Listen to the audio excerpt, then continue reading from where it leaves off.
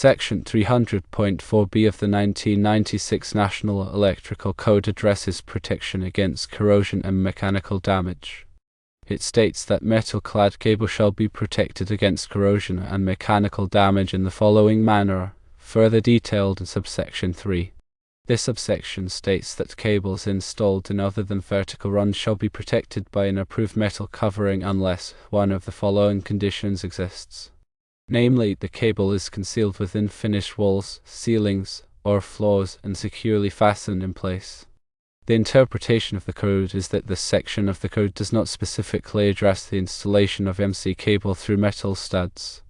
However, it can be reasonably interpreted that MC cable installed horizontally through metal studs is concealed within finished walls and therefore does not require additional protection. The 2005 National Electrical Code brought about a change.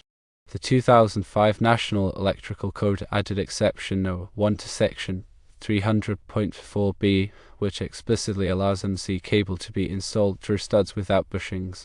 Exception No. 1 reads where the cable is concealed within finished walls, ceilings, or floors and secured in place in accordance with 300.11a, and is not subject to physical damage, the cable shall be permitted to be installed without metal covering or protection against corrosion. To argue your favor with the Electrical Inspection Department that has for years misinterpreted this section of the code, first argue that the 2005 National Electrical Code exception No. 1 clarifies the intent of the code and supports your interpretation that MC cable through metal studs does not require bushings. Secondly, cite the fact that the cable is installed horizontally, which is consistent with the exception in section 300.4b3.